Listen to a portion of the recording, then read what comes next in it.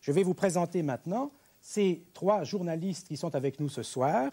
Et pour commencer, Charles-Henri Favreau, qui est un spécialiste du monde arabe et qui est chroniqueur à la Tribune de Lausanne. Ensuite, Claude Smadja, que tous les téléspectateurs connaissent bien, puisqu'il fait partie de notre équipe de journalistes de la télévision suisse romande. Enfin, M. Ferdinand Hourny, qui nous vient de Zurich, de la Neue Zürcher Zeitung, où il est membre de l'équipe de la rédaction de politique internationale et lui aussi spécialiste du Moyen-Orient. Quant à notre invité de ce soir, M. Salah Dabbagh, permettez-moi de vous présenter rapidement à nos téléspectateurs. Vous vous appelez Salah Dabbagh, vous êtes né il y a 39 ans environ à Jaffa, dans un pays qui autrefois, au moment où vous êtes né, s'appelait la Palestine, qui depuis s'est appelé Israël. Vous êtes né dans une famille de bourgeoisie moyenne et en 1948, après la proclamation de l'État d'Israël, vous, avec votre famille, vous êtes réfugiés, comme de nombreux de vos compatriotes, au Liban, à Beyrouth plus précisément. Vous avez ensuite fait des études universitaires de droit et d'économie politique, à la fois à l'université de Beyrouth et dans des universités américaines, où vous avez recueilli de nombreux diplômes. Sur le plan professionnel, vous enseignez actuellement certaines branches du droit à l'université libanaise de Beyrouth et vous dirigez en même temps une importante étude d'avocat à Beyrouth où vous êtes domicilié. Vous êtes marié, vous avez 2 enfants et vous êtes en attente d'un 3e, d'après ce que vous m'avez dit hier. Voilà pour le plan privé. Quant au plan politique, vous avez milité très tôt dans les organisations palestiniennes et vous êtes actuellement membre du Conseil national palestinien, qui est en quelque sorte le Parlement des organisations palestiniennes. Vous êtes également membre du Conseil central de l'Organisation de libération de la Palestine, de l'OLP, qui est un parlement, je dirais, réduit. Vous avez été autrefois un permanent de l'OLP lorsque vous étiez directeur, entre 1964 et 1966, de la section des affaires étrangères. Vous avez également fait partie du Conseil du Fonds national palestinien, qui est un organisme chargé de la gestion des fonds des organisations palestiniennes, notamment de l'établissement de son budget. Vous connaissez donc parfaitement par l'intérieur les organisations palestiniennes, mais vous vous considérez actuellement comme un indépendant. On peut dire que vous êtes un intellectuel palestinien de tendance Fatah. Vous vous situez peut-être un peu plus à gauche que Yasser Arafat, mais tous ces éléments vont apparaître au cours de notre émission. Monsieur Dabbagh, vous connaissez le jeu qui est celui du début d'un en direct, le jeu des 10 questions auxquelles vous êtes censé répondre par oui ou par non. Ce sont des questions directes, abruptes. Je vais vous les poser maintenant, mais je crois que vous vouliez faire une petite déclaration avant. Tout d'abord, je voudrais vous remercier de cette introduction. Et en même temps, avant de répondre à vos questions, je voudrais demander aux téléspectateurs de se montrer indulgents et de pardonner mon accent, les erreurs de grammaire et de terminologie que je pourrais faire au cours de cette émission. Je vous en prie, je crois qu'il n'y aura aucun problème de ce côté-là. Alors, nous allons passer au jeu des 10 questions. La première question, pensez-vous qu'un compromis soit possible avec Israël?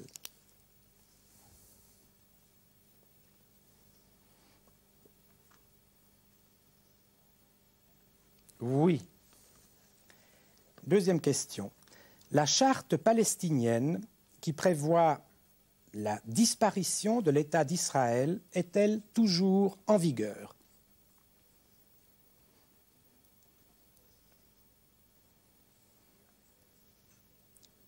Oui, avec des réserves.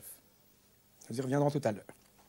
Troisième question, une nouvelle guerre israélo-arabe est-elle inévitable? Non.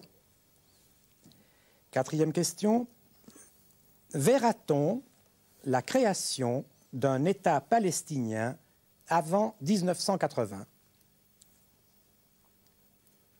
Oui.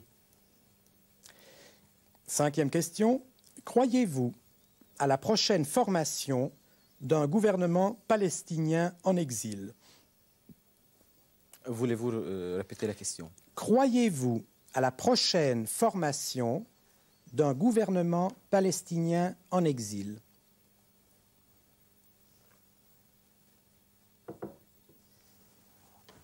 Oui. 6e question.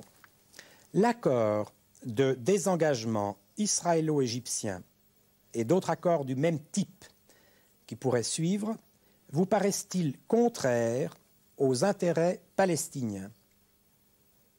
Oui. 7e question. L'appui des autres États arabes à la cause palestinienne vous semble-t-il suffisant?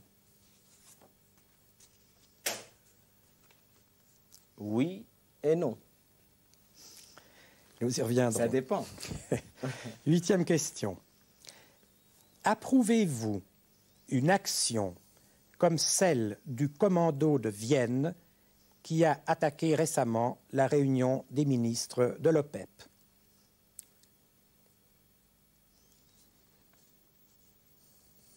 Non. Malgré le fait que ce ne sont pas des Palestiniens. C'est une question qui pourra être un peu hors sujet, mais quand même. Très bien. 9e question. Est-ce que l'OLP, l'Organisation de libération de la Palestine, est d'inspiration marxiste? Non. Enfin, 10e et dernière question. Est-il exact de considérer qu'à la suite du vote avorté du Conseil de sécurité sur le Moyen-Orient, l'aile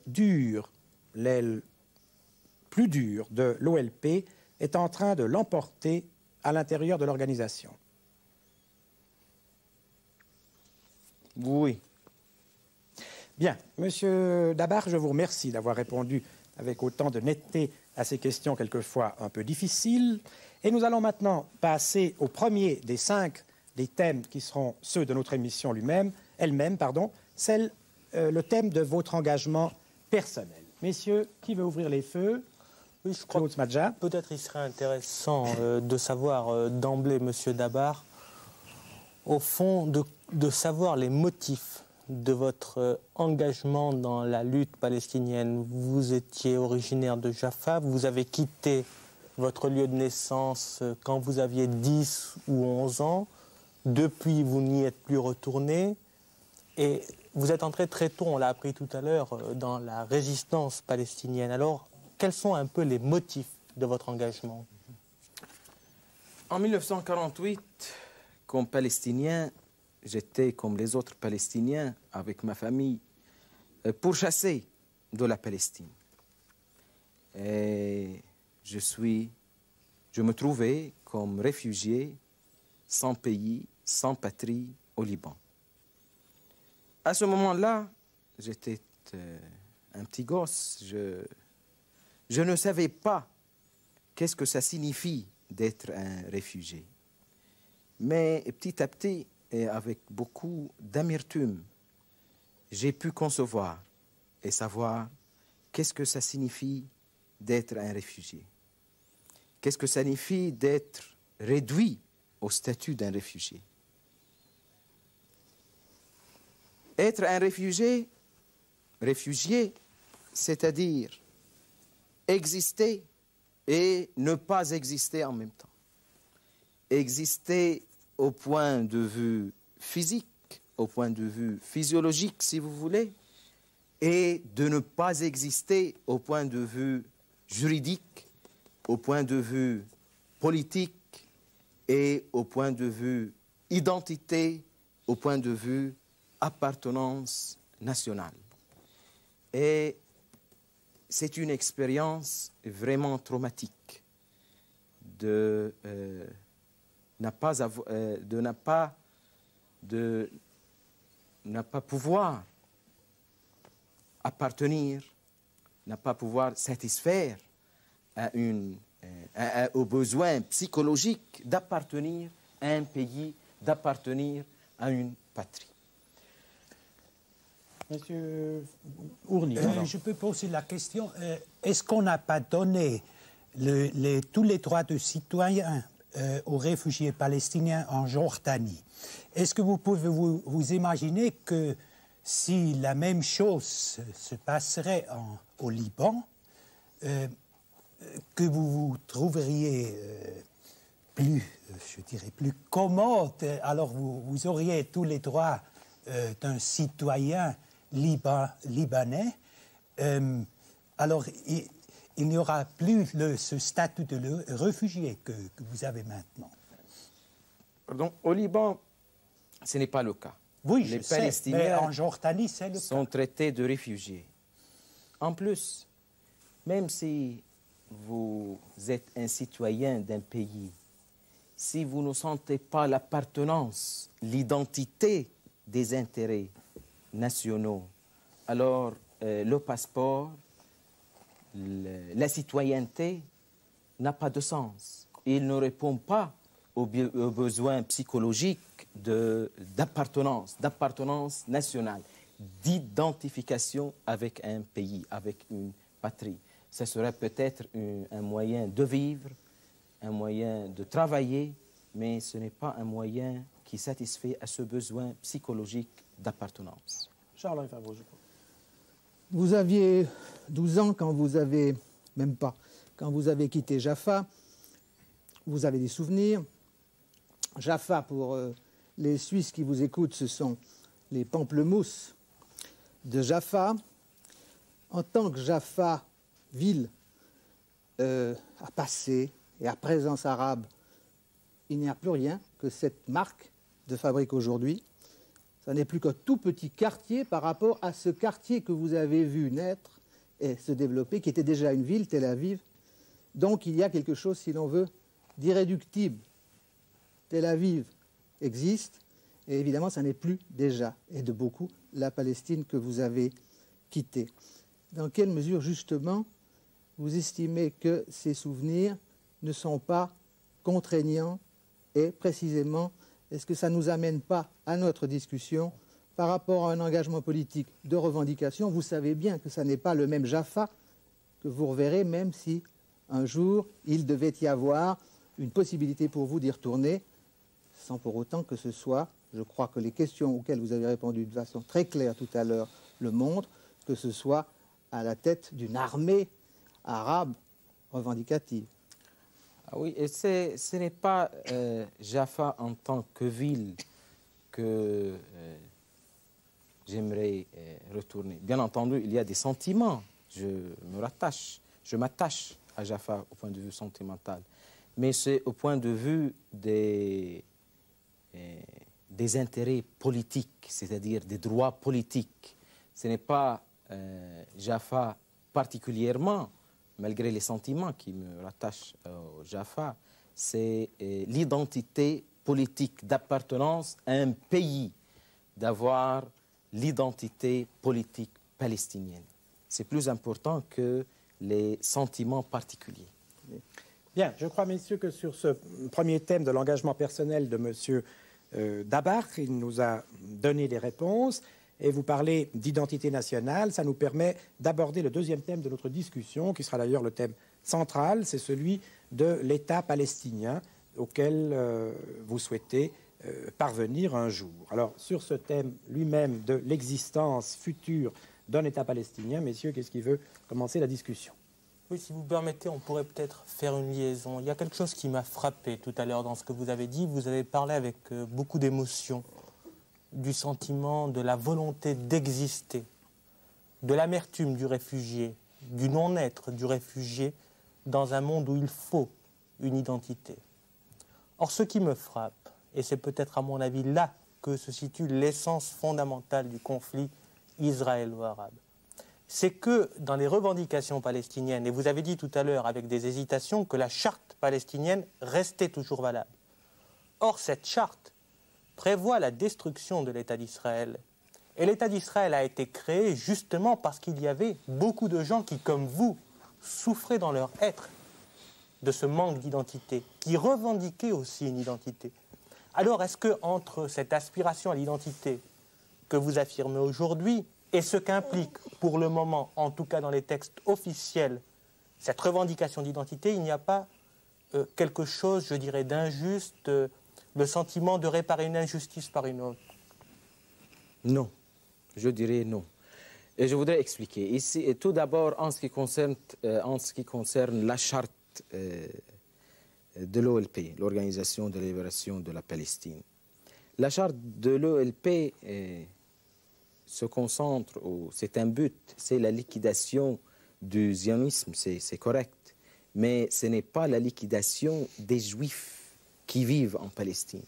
En d'autres termes, et si vous voulez bien, je voudrais avant ça vous dire qu'il y a une décision du Parlement palestinien, le Conseil national palestinien, qui a adopté à l'unanimité presque, ou peut-être à l'unanimité, l'État démocratique en Palestine, où les Juifs, les musulmans, les chrétiens vivent ensemble. Alors ce n'est pas la destruction de l'État d'Israël, c'est le groupement de toutes les parties en cause pour un État démocratique, non confessionnel, laïque et progressiste. Oui, mais si vous permettez, là justement réside l'essence du problème.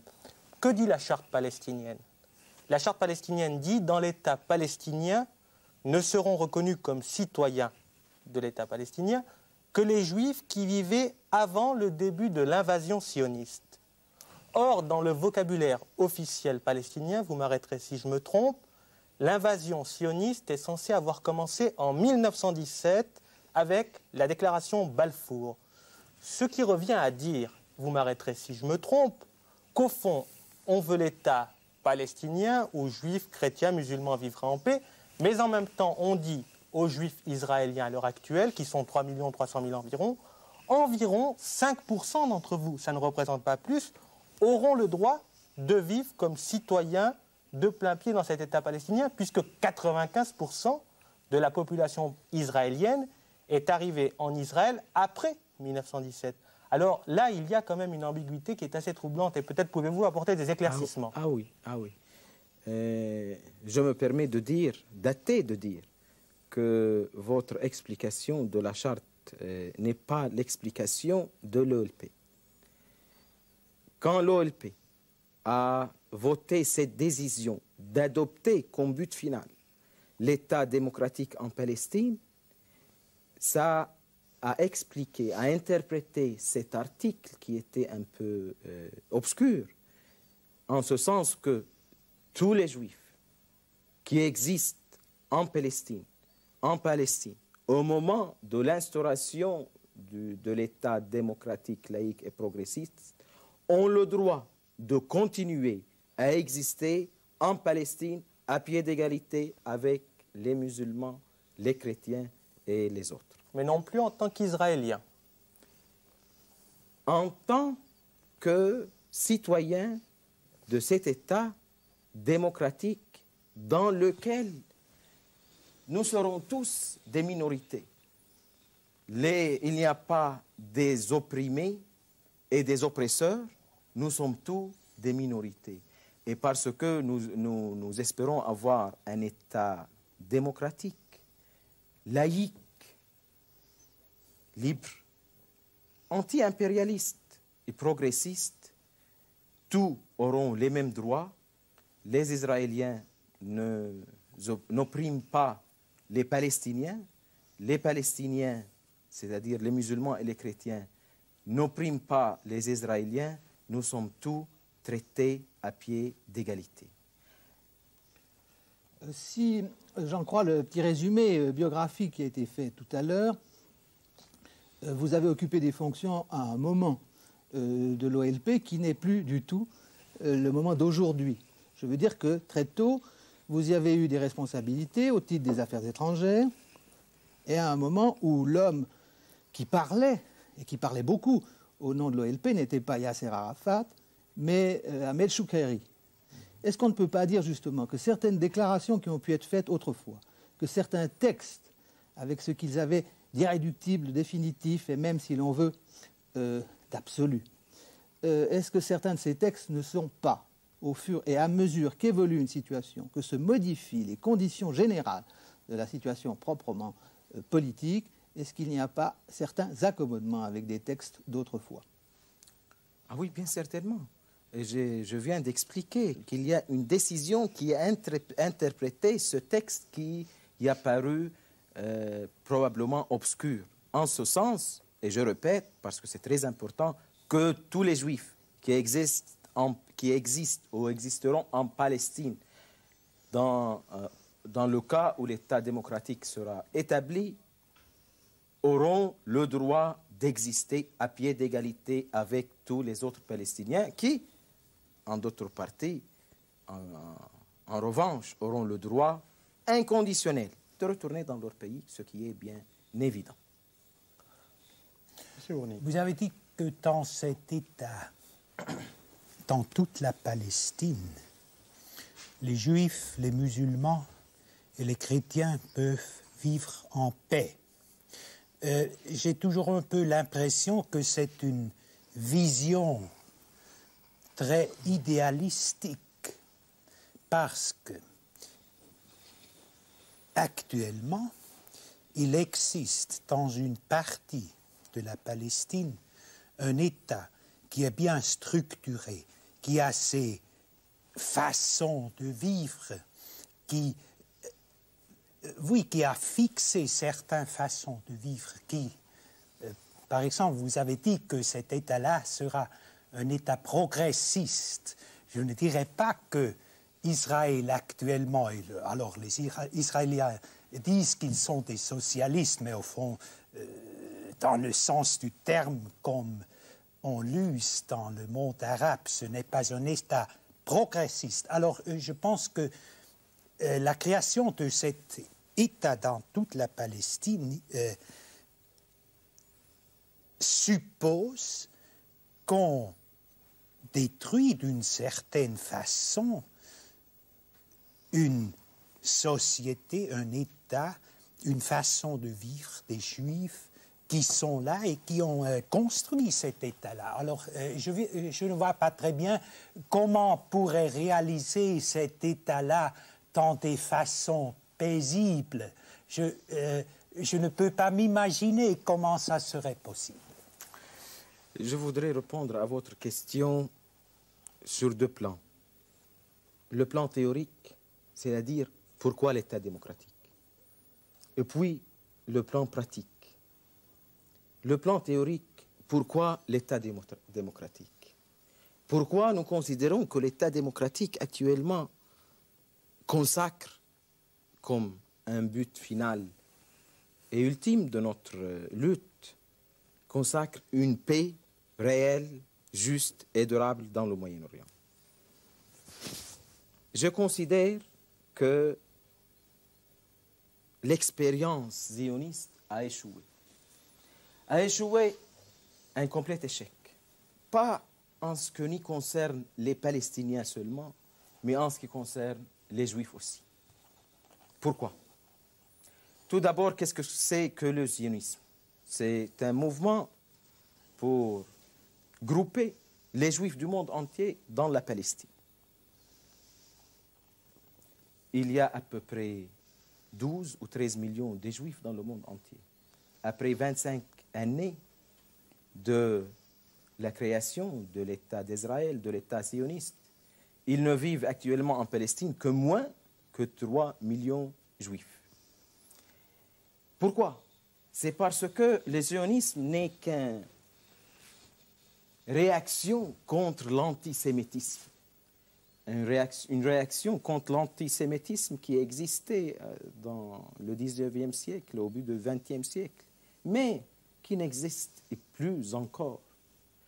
En d'autres termes, je pourrais dire que le sionisme se nourrit de l'antisémitisme. C'est-à-dire, pour créer un État israélien sioniste en Palestine, les dirigeants sionistes ont intérêt à continuer l'existence de l'antisémitisme. S'il n'y a pas de l'antisémitisme, alors il n'y a pas d'immigration. La raison d'être du sionisme s'écroule. Et voilà la première raison pourquoi, sur le plan théorique, le sionisme a échoué. deuxième question, deuxième raison, deuxième cause. La deuxième cause, c'est en ce qui concerne les Juifs eux-mêmes. Depuis 1948 et jusqu'à maintenant, il est estimé qu'environ 400 000 Juifs ont quitté Israël. Si 2 millions ou plus ont venu en Israël, à peu près le 5e de cette population n'était pas satisfaite de la situation en Israël. C'est-à-dire Israël, le sionisme, ne répondait pas à ses aspirations et il n'est pas content, il n'est pas satisfait de ce qui existe en Israël. Et je pourrais vous dire que si les autorités sionistes en Palestine vont changer les difficultés, les obstacles qu'ils mettent en face des Juifs de quitter la Palestine, peut-être plus que ce nombre vont quitter. Alors, ici, on constate aussi l'échec de l'expérience zioniste. Troisièmement, sur le plan économique, après quelques années, vingtaine, trentaine d'années, les Israéliens maintenant n'ont pas une viabilité économique, de tout. Israël reçoit 2 milliards de dollars des États-Unis. C'est l'aide étatique, l'aide de l'État. Il y a aussi d'aide des fonds privés, des fonds sionistes au travers le monde et d'autres organisations qui aident Israël. Si vous divisez le 2 milliards ou le 4 milliards, si vous ajoutez l'aide particulière, au nombre de la population en Israël, ça vaut à combien? Dirons 1 000 ou plus qu'1 000 dollars par an par tête d'habitant. Ce qui équivaut à quoi? Équivaut au produit national brut de l'État sioniste. C'est-à-dire, tout le produit national brut est taxé et contribué et fait par les aides internationales. À ce point de vue, encore, l'expérience zioniste a échoué. Troisième constatation. Troisième cause pourquoi je considère que l'expérience zioniste a échoué.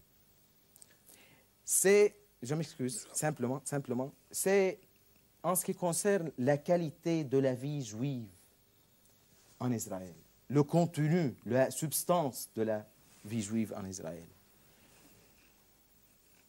Et moi, comme musulman, je respecte le judaïsme, la religion juive. Et je considère qu'il y a des valeurs qui méritent de continuer et de se maintenir. Mais si l'on considère, si l'on regarde de près l'État d'Israël, qu'est-ce qu'il y a au point de vue contenu de vie? Militarisation, scientification de l'État au lieu de l'humanisation de l'État, arrogance, complexe de supériorité, intransigeance, haine. Ce n'est pas les qualités qui reflètent vraiment la religion juive. Ce ne sont pas les qualités pour lesquelles on dirait, pour les Juifs eux-mêmes, que ce sont des qualités qui méritent de continuer. Et à ce point de vue encore, je dis que le sionisme a échoué.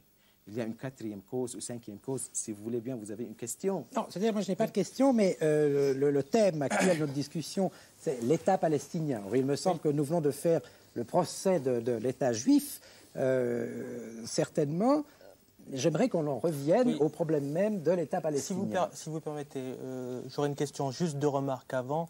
Je voudrais simplement relever que le sionisme n'implique pas le retour de tous les Juifs en terre d'Israël. Ça n'a jamais fait partie de la doctrine sioniste. Ceci est le premier point.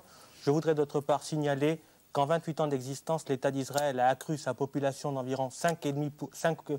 Sa population s'est multipliée par environ 550%, ce qui est, je crois, une performance assez rare.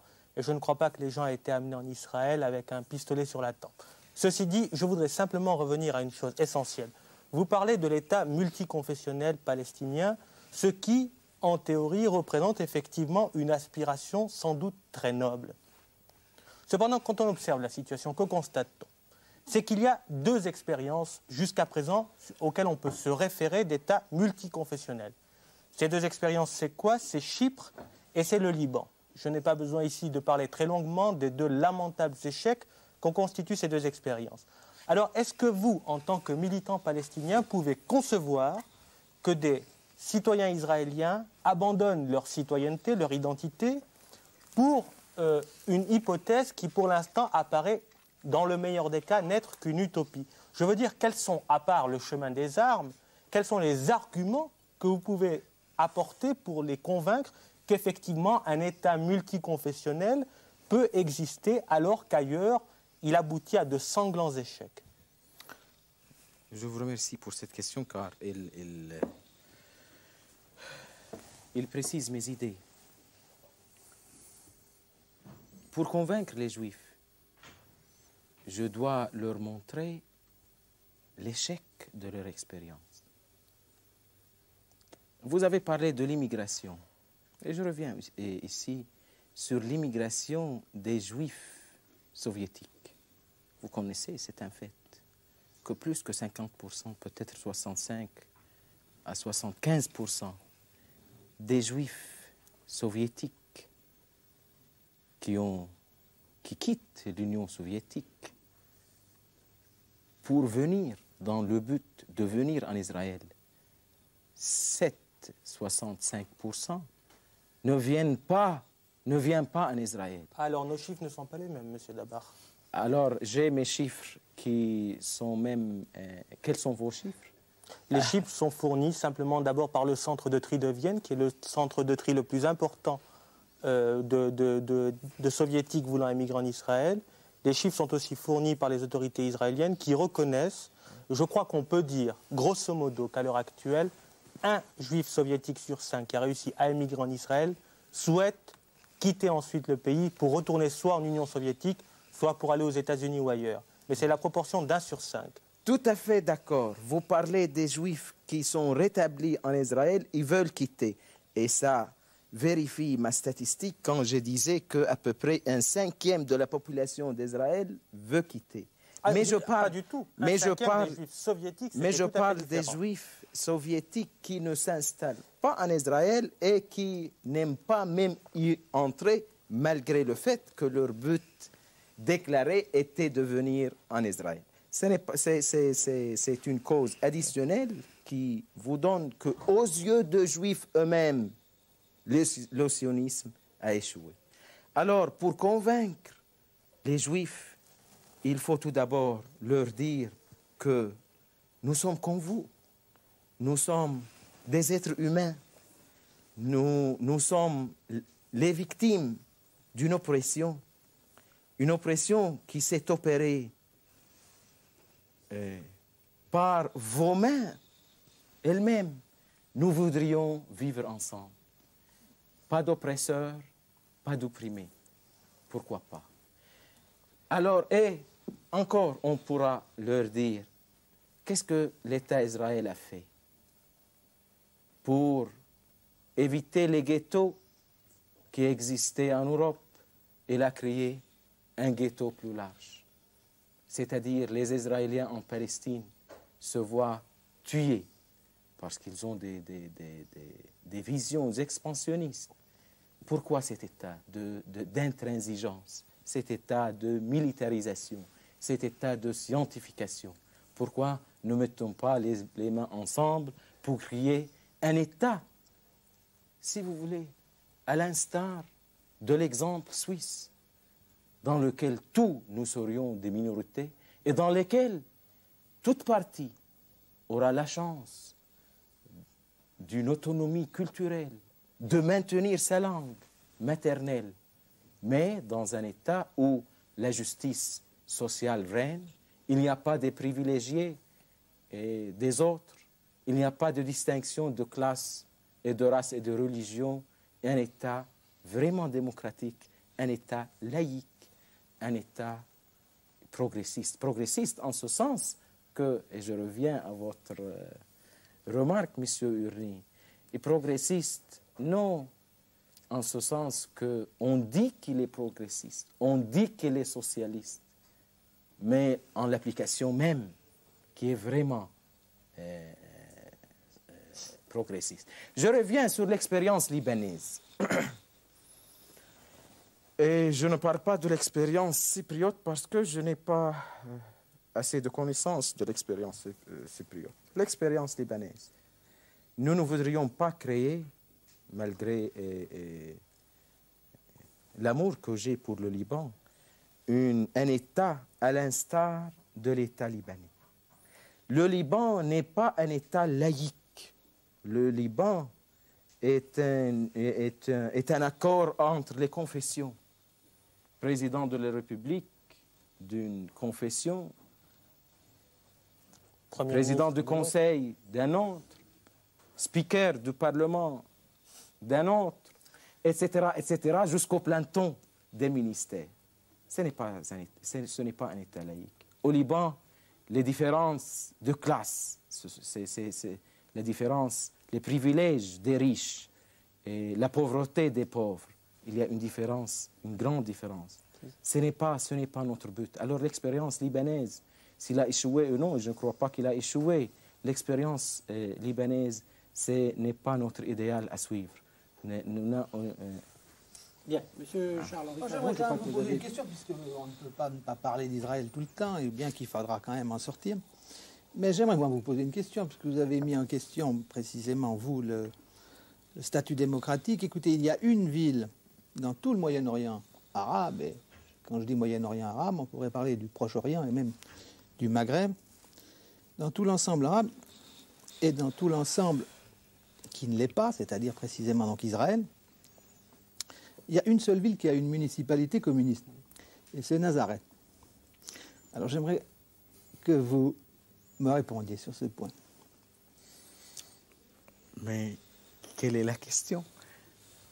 J'ai cru que vous avez fait une constatation, mais quelle est la question? Oui, je fais une constatation. Est-ce que ça vous inspire une réflexion? De quel point de vue? Eh bien, d'abord par rapport à Israël et puis par rapport au monde arabe. Les Palestiniens en Israël ne peuvent pas être zionistes, bien entendu. C'est contraire à leur existence, c'est la dénégation même de leur existence. Alors, ils se rallient au Parti communiste et ils voient, ils constatent que l'Union soviétique soutient aussi la lutte du peuple palestinien. Et ça aussi implique, et c'est une bonne remarque, c'est une bonne constatation, ou c'est une conclusion implicite de votre question, ou bien je tire une conclusion implicite de votre question, qu'il est possible que les Arabes et les Juifs vivent ensemble dans un État démocratique et laïque. Bien, messieurs, si vous permettez, nous avons beaucoup parlé d'Israël jusqu'à maintenant. J'aimerais qu'on revienne tout de même à certains points qui concernent directement les Palestiniens. Et je me permettrai d'aborder le troisième thème de notre discussion de ce soir, qui concerne la représentativité de l'OLP, l'Organisation de la Libération de la Palestine. Monsieur Urni. Est-ce que je pourrais quand même poser encore une question du deuxième point? Bon. Je pense, par exemple, dans la résolution du Conseil de sécurité qui a fait que les Américains ont fait tomber par leur veto, il y avait un point qui disait que la souveraineté, etc., de tous les pays de cette région serait garantie. Ça veut dire que aussi la souveraineté d'Israël serait garantie. Je pense que l'Organisation de la libération de la Palestine n'a pas nié ce point-là. Ça veut dire que, alors non, peut-être ça ne veut pas dire, mais quand même je me pose la question si l'OLP serait contente avec un État aux mains d'abord dans une partie de la Palestine et pas dans toute la Palestine, que je pense que c'est une question essentielle parce que, comme j'ai dit avant, je pense que l'État juif a une personnalité et que les Israéliens ne seront pas d'accord de se résoudre, de s'abandonner dans un État avec, etc.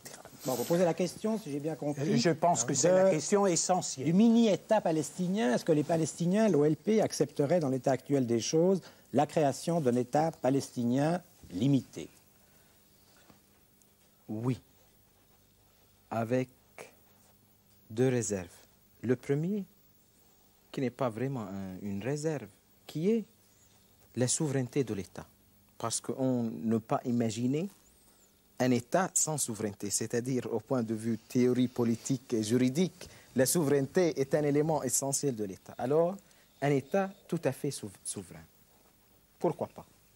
Pourquoi pas? Nous sommes d'accord. Je suis d'accord personnellement et je crois que les dirigeants de l'OLP sont aussi d'accord. La deuxième réserve, c'est que Israël modifie sa loi de retour et sa loi de nationalité pour avoir une paix juste et durable. Qu'est-ce que c'est que la loi de retour et la loi de nationalité? La loi de retour est dictée en 1950 en Israël, dit que tout juif, n'importe où, tout juif au monde peut revenir en Israël en tant qu'émigrant. La loi de nationalité, dans son article 2e, premier alinéa, dit que tout Israélien qui se retourne dans son pays en vertu de la loi en Palestine, en vertu de la loi de retour, a le droit de devenir un citoyen israélien. Pour nous, ceci est inacceptable. Pourquoi? Deux raisons. D'abord, c'est illogique, en notre yeux, qu'un juif, uniquement pour son appartenance religieuse, pourra venir en Israël et devenir un citoyen, tandis que moi-même, originaire du pays, appartenant au pays, ne peut pas revenir au pays. En d'autres termes, je suis prêt à négocier avec les Israéliens pour un mini-État s'ils modifient leur droit de retour et leur loi sur le retour et sur la nationalité. C'est-à-dire Israël vit dans ou propage une idéologie non pas de discrimination raciale, mais de l'exclusivisme racial. C'est-à-dire, tous les juifs, à raison uniquement d'être juifs, pourront devenir nationaux, tandis que les originaires de pays, nous les réfugiés, uniquement à raison de notre origine, de notre religion, de notre langue, si vous voulez, ne peuvent pas vivre dans notre pays. Et à ce point de vue, c'est une condition sine qua non, c'est une condition préalable pour un mini-État palestinien. En ce qui concerne la comparaison entre les mini-États palestiniens avec Israël, et modification de la loi de retour, et l'État démocratique, j'opte pour l'État démocratique. Si dans la conjoncture actuelle, c'est le mini-État souverain avec modification de la loi de retour, je suis pour le mini-État. Pourquoi l'État démocratique? Car le mini-État arabe n'a pas la viabilité économique. Israël, comme j'ai parlé, n'a pas la viabilité économique. Alors, s'il n'y a pas une viabilité économique, il y aura des déceptions. S'il y aura des déceptions, il y aura des frustrations, il y aura de la haine, de l'intransigeance et de la guerre de nouveau. Tandis que la solution ultime, c'est l'État démocratique. C'est pourquoi Est-ce que ça veut dire, simplement une précision très importante, est-ce que ça veut dire qu'à l'heure actuelle, l'OLP si elle avait un État palestinien, disons, sur la rive occidentale du Jourdain, sur la bande de Gaza, serait prête à reconnaître officiellement, explicitement, l'existence de l'État d'Israël? À ces deux conditions. Premièrement, un État souverain. Deuxièmement, la modification de la loi de retour et de la loi de nationalité pour permettre le retour inconditionnel des réfugiés à leur pays. Parce que vous tenez compte de la situation que les réfugiés palestiniens existent avant 1967, c'est-à-dire qu'il y a des réfugiés depuis 1948. Et ces réfugiés ont le droit de retourner dans leur pays. Pourquoi ils ont le droit de retourner dans leur pays? C'est précisément parce que c'est un droit qui est reconnu par les Nations Unies, par la Déclaration universelle des droits de l'homme. Et si le monde entier ne me reconnaît ce droit, pourquoi vous vouliez que je ne reconnais pas à moi-même ce droit? Oui, mais c'est le point de vue purement juridique, formel. Mais est-ce que vous pouvez imaginer que Israël accepte cela? Entre-temps, depuis 1948, cette partie de la Palestine qu'occupe Israël a changé tout à fait. Il y a des... par exemple, les droits de propriété, tout ça, ça a changé. Est-ce que vous pouvez vous imaginer que l'État d'Israël peut accepter cela?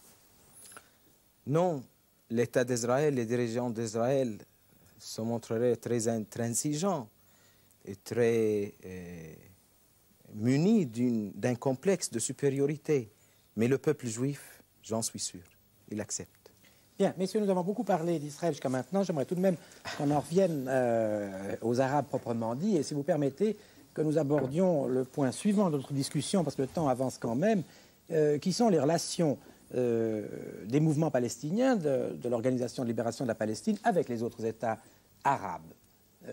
Restons dans le monde arabe, si vous voulez. Alors, une question à ce propos, monsieur Favreau. Je crois que sans faire de l'histoire et longuement, on peut dire qu'évidemment, le fait palestinien, et donc en fait depuis 1948, le monde arabe est complètement bouleversé par la Nakba, par la catastrophe, par la Première Guerre et par celles qui ont suivi. Et ça a des modifications considérables dans la mesure où ça a non seulement créé ce non-État qui veut l'être, ce 21e État arabe, et puis il y a les 20 autres, qui n'existaient pas tous en 1948, qui ont d'ailleurs vu le jour souvent grâce à une action que vous avez menée, grâce souvent à une présence politique insistante que l'OLP représente, grâce à des bouleversements qui sont intervenus, pas partout. Il n'empêche que très souvent l'OLP a eu des problèmes graves avec certains États arabes. Je crois qu'on peut parler de 1970, 1970 en ce qui concerne la Jordanie, mais même avant, certains dirigeants palestiniens importants ont eu des problèmes, et pas seulement avec la Jordanie. Je pense en particulier avec la Syrie, voire avec l'Irak, qui sont pourtant des États avec lesquels vous vous trouvez probablement mieux maintenant qu'avec certains autres États arabes. Il y a là donc, une fois pour toutes, je crois, un révélateur qu'est le fait palestinien, qu'est l'OLP. J'aimerais justement que vous précisiez ce que vous êtes par rapport à une transformation politique, par rapport à une modification des structures de la société arabe. Vous n'êtes pas seulement, face à Israël, en train de revendiquer un territoire qui est votre bien, mais vous êtes aussi tenant d'une révolution et vous souhaitez une modification des structures dans des États arabes dont vous pensez qu'ils ne correspondent pas à la réalité d'aujourd'hui.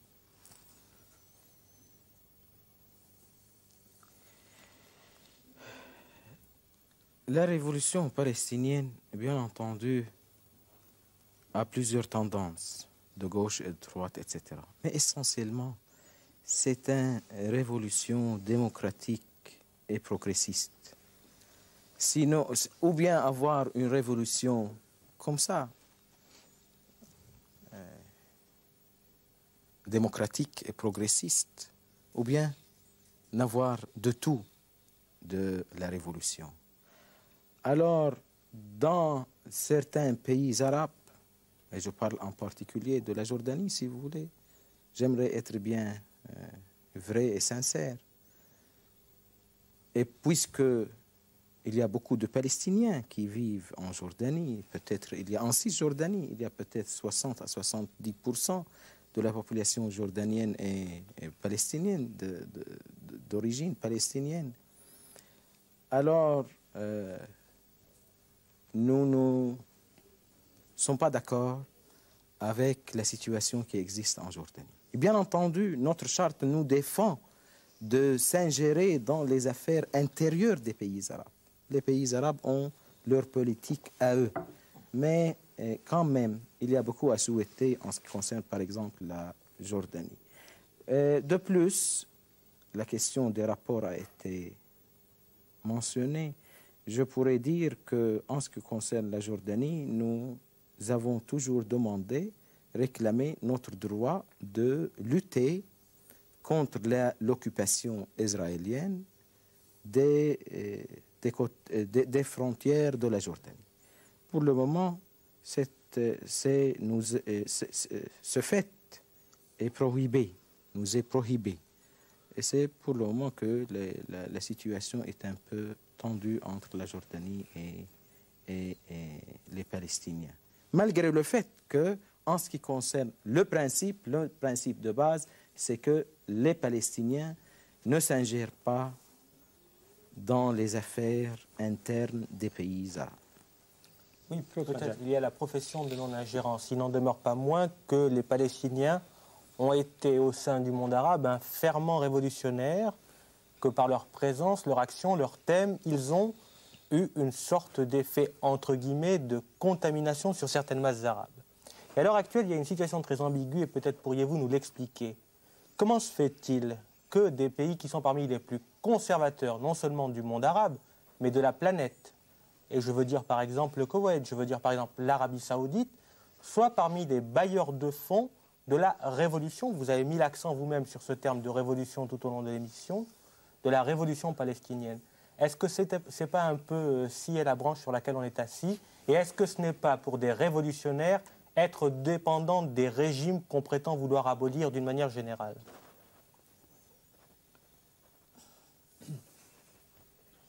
C'est une question assez délicate, la réponse à laquelle il doit comprendre une étude approfondie de la sociologie des États arabes et la sociologie des régimes, l'analyse des régimes qui existent au monde arabe. Et pour cette raison, je crois que le temps nous manque. Je préfère bien parler en ce qui la représentativité de l'ELP. Mais, en toute sincérité, je suis prêt à si vous voulez bien, à répondre à n'importe quelle question d'une manière bien précise si notre médiateur, notre modérateur nous permet. Écoutez, c'est à vous, je pense tout de même que la question que vous a posée Claude Smadja est importante. Un mouvement révolutionnaire est soutenu par des États qui ne le sont pas, de loin. Est-ce que vous pouvez quand même en quelques minutes nous donner une réponse à cette question? Il faut savoir tout d'abord quelle est l'aide. Quelle est l'aide des pays arabes, le Koweït et l'Arabie saoudite pour l'OLP. Pour dire, pour répondre à votre question, en ce qui concerne l'Arabie saoudite, quelquefois ils payent, ils nous soutiennent, bien entendu, mais quelquefois ils payent et quelquefois ils arrêtent leur paiement. Alors, quand ils ne sont pas très d'accord avec les positions de l'OLP. Peut-être.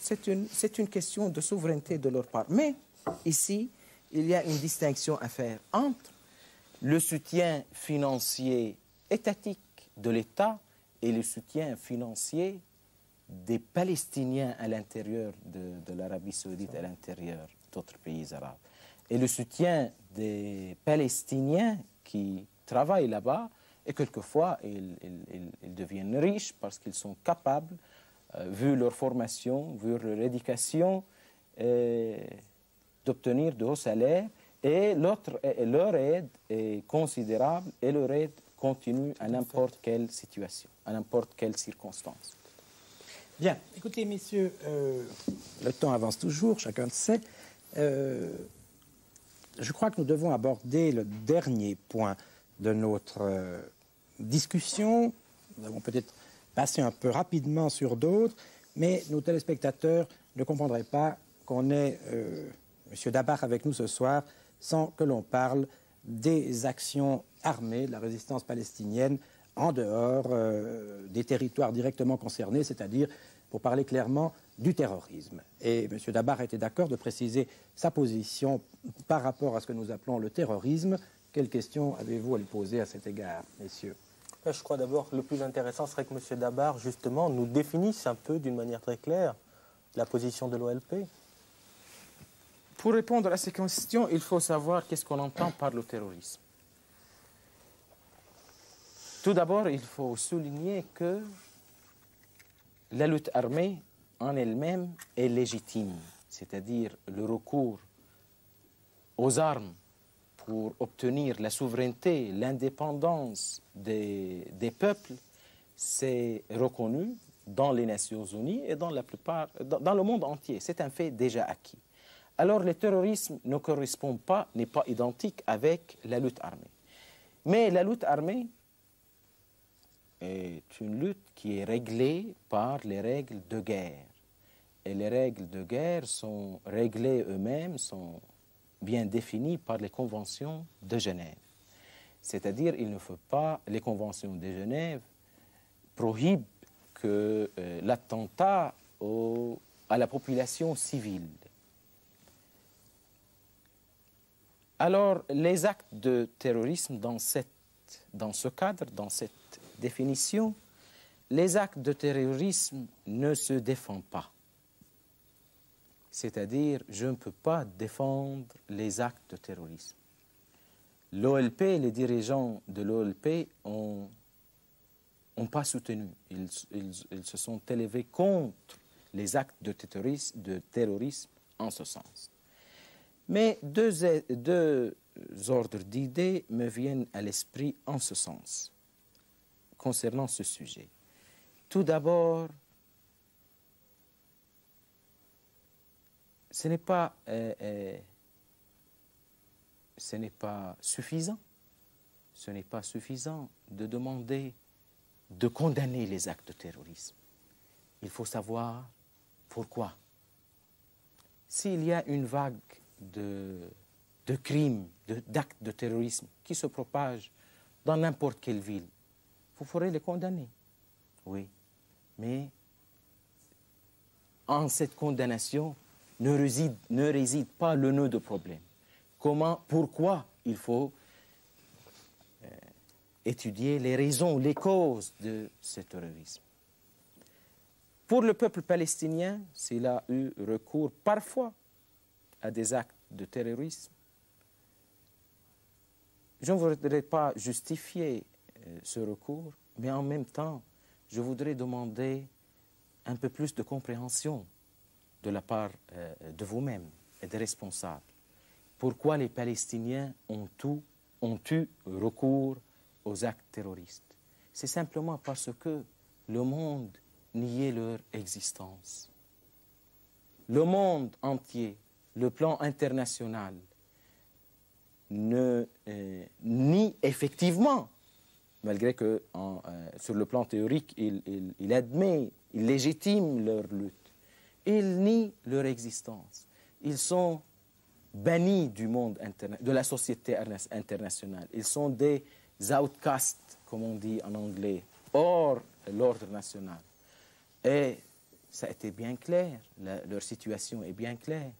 Ce que disaient et ce que dit peut-être jusqu'à maintenant les dirigeants d'Israël, Golda Meir, en 1969, pour être précis, 15 juin 1969, quand il a été interviewé par le correspondant de Times, journal Times de Londres, il a répondu « Mais qu'est-ce que c'est que les Palestiniens?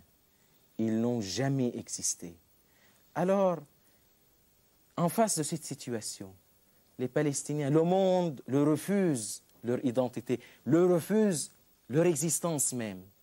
Ils ont voulu prouver au monde qu'il existe.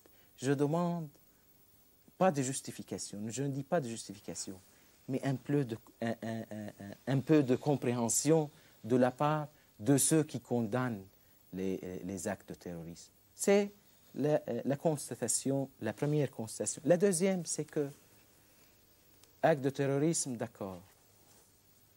L'OLP, les dirigeants de l'OLP ne sont pas d'accord, ne défendent pas les actes de terrorisme. Et il y a des raisons pour ces actes de terrorisme. Mais comment expliquez-vous les actes de terrorisme massifs des Israéliens en ce qui concerne la population civile? Les actes de terrorisme palestiniens ont cessé, ont s'arrêté. Se sont arrêtés depuis 2 ans ou 3 ans parce que notre peuple entend que de plus en plus le monde reconnaît leurs droits. Pourquoi alors recourir aux actes de terrorisme? Mais pour les Israéliens, un État bien organisé, bien discipliné, comment vous expliquez les actes de terrorisme massifs auxquels l'État israélien a toujours recours? J'ai une liste, mais j'ai une liste. Vous êtes des journalistes et vous connaissez combien des personnes, des enfants, des personnes de la population civile, des innocents, ont été tués par les Israéliens, par les raids aériens, par les raids terrestres, par les lettres piégées, par le dynamitage des automobiles pour les personnes privées. Alors, ce sont mes Charles-Henri Favreau, je crois que vous avez une question qui sera probablement d'ailleurs la dernière. Oui, je crois qu'on est tout à fait d'accord. Et le terrorisme, c'est large, et qu'un bombardement, c'est terroriste. Personne, en tout cas, je crois, parmi nous, ne dira le contraire. Mais il y a une chose qui est importante. Vous avez dit vous-même, c'est pour exister. Et à un moment donné, je trouve d'ailleurs très, très significatif que le premier détournement d'avion, d'ailleurs sans effusion de sang, a été un avion d'El Al acheminé à Alger, de Rome à Alger. Ça, c'est un acte revendiqué, d'ailleurs, à ce moment-là, par les Palestiniens. C'était symbolique, puisqu'ils s'agissaient d'exister, d'ailleurs, non seulement face au monde, mais face aux États arabes, en 1968. Je crois que c'est important à rappeler. Aujourd'hui, bon, refus, justement, du terrorisme en tant qu'action. Mais qu'est-ce que vous dites, justement, de gauchistes qui utilisent précisément la Palestine pour commettre des actes de terrorisme? Prenons tout simplement Vienne, acte du gauchisme international, et d'ailleurs très singulier, au nom de la Palestine. Qu'en dites-vous? Simplement, je pourrais vous répondre très succinctement en disant que les Palestiniens ne sont pas responsables pour les actes de terrorisme dans le monde entier. Il y a des organisations de terreur dans le monde entier, en Allemagne fédérale, aux États-Unis, au Japon, mais malheureusement, et peut-être c'est l'effet de la propagande sioniste, les gens croient que c'est les Palestiniens qui ont propagé, qui ont incité à ces actes de terreur. Les Palestiniens n'ont rien à voir avec la question de Vienne. Et l'OLP a dit ça d'une manière très nette. Alors, votre remarque précise mon idée que les actes de terrorisme palestiniens existaient d'une manière très restreinte, mais qu'est-ce que vous voulez? Quelquefois, ils sont tenus pour responsables pour les actes qu'ils ne sont pas commis. Si vous voulez, c'est un aspect de notre drame. Notre drame, le drame des Palestiniens, est un drame traumatique, expérience traumatique. Et un des aspects de ce drame, c'est que quelquefois nous sommes traités comme coupables tandis que nous sommes les victimes. Oui, mais si vous permettez, juste une question, il y a quand même une ambiguïté, disons, assez importante, en tout cas perçue comme telle au niveau de l'opinion occidentale. On sait qu'il y a des divisions au sein de la résistance palestinienne, il y a une frange dure, extrémiste, qui refuse un État palestinien limité, qui continue à vouloir, envers et contre tout, la destruction d'Israël. Il y a une autre frange plus décidée au compromis. Il se trouve que les actions terroristes ou de guerre contre les territoires occupés ou à l'extérieur du Moyen-Orient sont faites successivement par l'une ou l'autre frange. Et alors on a un peu le sentiment, et c'est là que j'aimerais bien avoir votre sentiment, à vous justement, c'est que ces actes terroristes, je prends le cas de Vienne, sont condamnés officiellement par l'OLP qui politiquement les réprouve. Mais comme c'est accompli sous le couvert d'autres organisations par les palestiniennes, on sait bien par exemple que l'attentat de Vienne a quand même rapporté 10 millions de dollars au FDPLP de M. Hawatmeh, qui est une des branches dures de la révolution palestinienne, et le FDPLP n'a pas rejeté les 10 millions de dollars.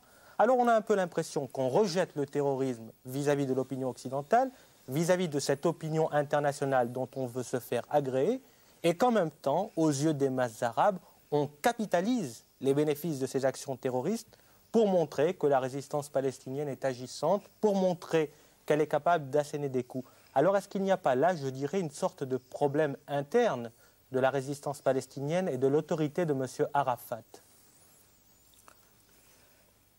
Deux constatations aussi à cette question. Tout d'abord, je suis totalement surpris par le fait de 10 millions de dollars.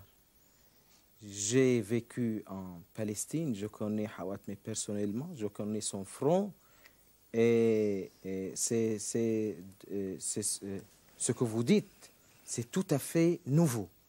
Et je crains qu'aussi Hawatmeh, et il y a des divergences de vues entre moi-même et lui-même, mais Hawatmeh est rendu coupable d'un fait, pour un fait pour lequel il est tout à fait innocent. C'est ma première constatation. Pardon, j'ai pas écouté la dernière observation. Oui, je veux dire, est-ce que, à l'heure actuelle, j'imagine. Ah oui, je suis tout à fait. Ça provient de de deux sources qui sont généralement assez dignes de foi vu les autres précédents. Ce que je veux dire, est-ce que le terrorisme n'est pas d'abord, avant tout, un problème au sein de la résistance palestinienne, de l'autorité même de M. Arafat? Il faut toujours revenir au principe. Pour moi-même, pour les dirigeants de l'OLP, on ne peut pas parler de deux langues. Nous sommes pour la lutte armée, nous sommes pour la lutte armée. Nous devons s'incliner devant les règles de guerre, nous devons s'incliner devant les règles de guerre. Peut-être il y a quelquefois des individus, palestiniens ou autres, mais ça toujours arrive. Toujours arrive. À arriver, et il continue à arriver.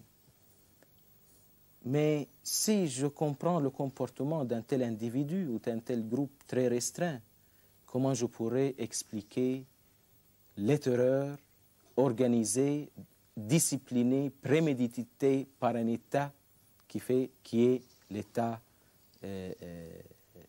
sioniste? Bien, Monsieur Dabar, je crois que vous mettez là un terme à notre discussion de ce soir. Avant de clore tout à fait la discussion, je vous demandais si vous avez une dernière chose à dire.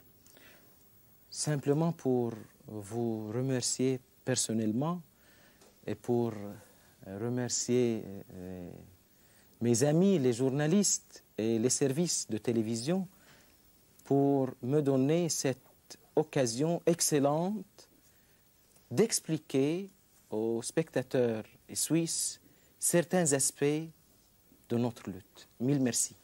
Bien.